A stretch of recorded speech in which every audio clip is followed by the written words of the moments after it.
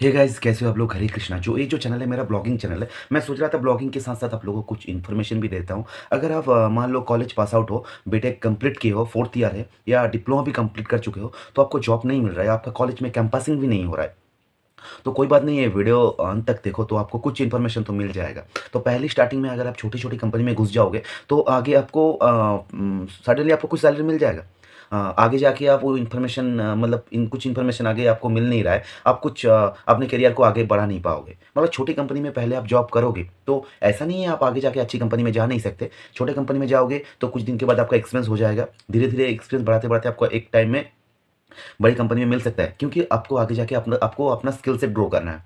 मगर अगर आप पहले से ही अगर अच्छी कंपनी में जाना चाहते हो, तो आईटी में आना चाहते हो, तो टॉप लेवल के कंपनी में like TCS, Tata consultancy service, इस टाइप की कंपनी में आना चाहते हो, तो आपको कुछ एग्जाम देना पड़ेगा। ऐसा कुछ बड़ी एग्जाम नहीं है, क्योंकि आप शायद बीटेक या डिप्लोमा में इससे भी ज़्यादा पढ़ाई कर लेते हो, तो इसमें ज़्यादा पढ़ाई करने की ज़रूरत नहीं पड़ता है, तो आपको अच्छी खासी जॉब मिल जाता है और करियर की स्टार्टिंग में अच्छी खासी सैलरी भी मिल जाता है और आपका करियर भी अच्छी बन जाता है। क्योंकि आपकी करियर के स्टार्टिंग में आपको अगर कुछ बड़ी ब्रांड आपके सीवी में आ जाता है ना, तो आगे जाके आपका करियर अच्छा हो जाता है।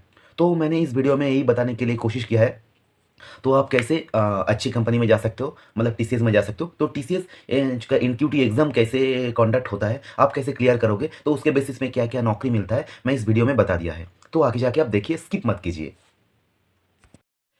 एनक्यूटी एग्ज़ाम जो होता है is conducted by TCS. TCS इस एग्ज़ाम को कंडक्ट करते हैं। तो और ये एग्ज़ाम अगर आप क्लियर कर लेते हो तो उसके मार्क्स से बेसिस पे आप बहुत सारे कंपनी के लिए एलिजिबल हो जाते हो नौकरी के लिए। तो टीसीएस आई एन क्यू जो एक वेबसाइट है, आप उस वेबसाइट में जाओगे तो आपको मिल जाएगा आप कौन सी कंपनी के लिए एलिजिबल हो। तो टीसीएस एनक्यूटी एग्ज़ाम के बाद इस एनक्यूटी एग्ज़ाम के जो मार्क्स आते हैं उसके बेसिस पे हायर करना चालू कर देता है। तो अगर मार्क्स आपका अच्छा रहा तो आपको डायरेक्ट कॉल आ जाना शुरू हो जाएगा। तो देर किसकी बात की, तो आ जाइए, चलिए एनक्यूटी एग्ज़ाम के लिए प्रिपेयर हो जाइए। तो अभी आते हैं तो कौन कौन लोग इस एग्ज़ाम के लिए प्रिपेयर हो सकते हैं। तो मान लीजिए आपका आप अभी बीटेक कंप्लीट किए हो, तो आप बीटेक कंप्लीट करने के बाद आप जो फाइनल ईयर में हो आप अप्लाई कर सकते हो। उसके बाद आपका बीटेक कंप्लीट करने के बाद आपका 2 इयर्स हो गया है, तब भी आप अप्लाई कर सकते हो। और एक क्राइटेरिया है, जैसे मान लो जो कुछ कुछ लोग होते हैं जिनका फाइनल ईयर में है, फाइनल ईयर और प्री फाइनल ईयर में है, वो भी अप्लाई कर सकते हैं।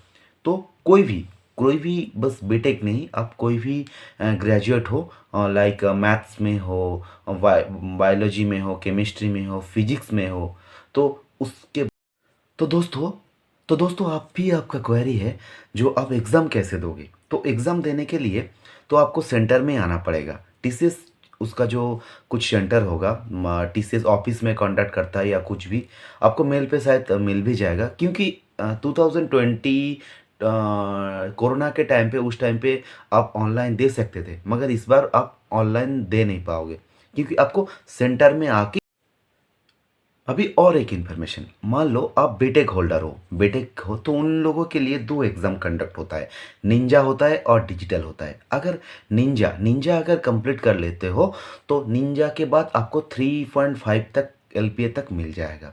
मगर डिजिटल कर लेते हो डिजिटल एग्ज़ाम, तो गुड न्यूज़ है आपके लिए। तो डिजिटल के बाद आपको 7 एलपीए तक मिल जाता है। तो आप सोच लो किसके लिए प्रिपेयर होंगे, एनक्यूटी और डिजिटल, कमेंट में बताना। तो गाइस अब आते हैं, जो एग्ज़ाम होता है वो एग्ज़ाम टोटल कितने मार्क्स का होता है। तो टोटल जो मार्क्स होता है ना, 160 मार्क्स का होता है। तो 160 मार्क्स अब बताएंगे इसके लिए कितना टाइम लगता है। तो 160 मार्क्स जो होता है इसके लिए आपको टोटल दिया जाएगा 195 मिनट्स, इससे ज़्यादा नहीं देंगे। ओके। सो अभी जो ये एग्ज़ाम है ना, 195 जो मिनट का एग्ज़ाम होगा, तो ये कितने पार्ट पे डिवाइडेड है, मतलब जो 160 मार्क्स है वो दो पार्ट पे डिवाइड कैसे होगा। मतलब उसको अगर डिवाइड करेंगे तो 50-50 ऐसे नहीं होता है, कुछ मार्क्स पार्ट ए के लिए है, कुछ मार्क्स पार्ट बी के लिए है।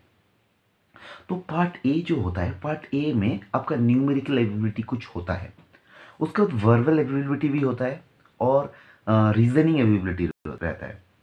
तो ये जो मैंने 3 पॉइंट बताया, न्यूमेरिकल एबिलिटी, वर्बल एबिलिटी और रीजनिंग एबिलिटी, तो इसके लिए आपको टोटल जो मार्क्स रहेगा 65। ओके, इसके लिए देगा 75 मार्क्स। तो आपका टोटल 160 से 65 मेरा चला गया, तो कितना रहा, तो 95 मार्क। 95 मार्क रहेगा पार्ट बी के लिए, क्योंकि मैंने पहले ही बोला जो ये जो एग्ज़ाम होता है वो दोनों पार्ट में डिवाइडेड हो जाता है।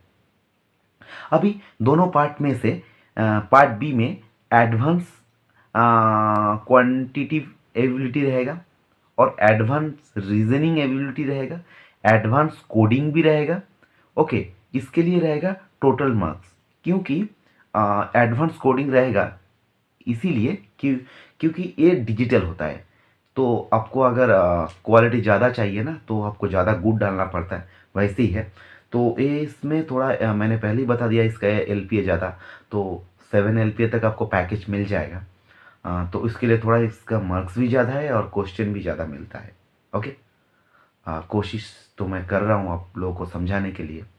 अगर आप समझ रहे हो तो प्लीज़ कमेंट कीजिए।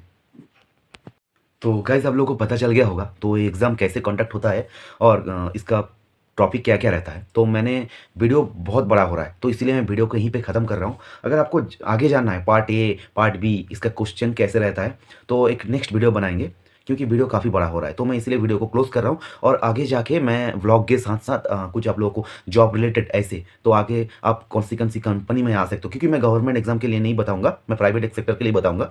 आप कैसे-कैसे आपको नौकरी मिल सकता है, बीटेक हो या नॉर्मल ग्रेजुएट भी हो, तो उसके लिए मैं बताऊँगा। तो आपको अगर इन्फॉर्मेशन चाहिए, स्पेसिफिक कुछ टॉपिक में चाहिए तो आप प्लीज़ कमेंट कीजिए। Okay, bye bye.